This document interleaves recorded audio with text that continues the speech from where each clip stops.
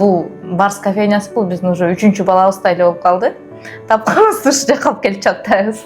Саламатсыздарбы? Менин атым Кудайберди Тыйшаев. Бул менин келинчегим. Мен Жасмина Сайдиманова. Биз чогуу ушул кофейняны ачтык, буюрса. Жолдошум миграцияга кеткенде бир балам менен отурган кыйналдым.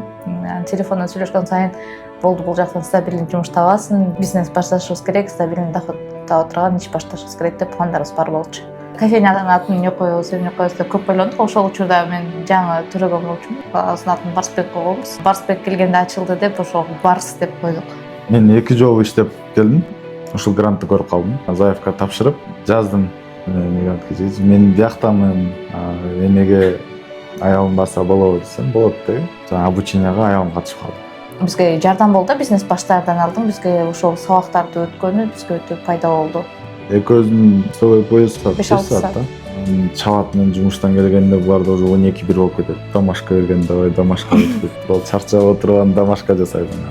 Ошентип жүрүп өттүк буюрса. Гранттын негизинде биз кофе машинка алдык. Кыйынчылыктар деле анча сезилген жок. Биякта дагы бизде поддержка кылып турган адамдар көп болду да. Бизге бул сфера жакты. Биз күндө туруп калган жокпуз, күнүгө өнүгүүнү издеп атабыз. Күнүгө жаңы нерселер кушкан аракет кылып атабыз.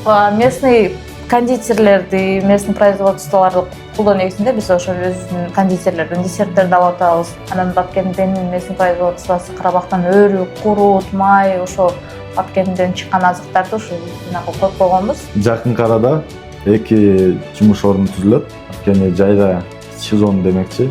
Бизге кол келишине колдор керек болот.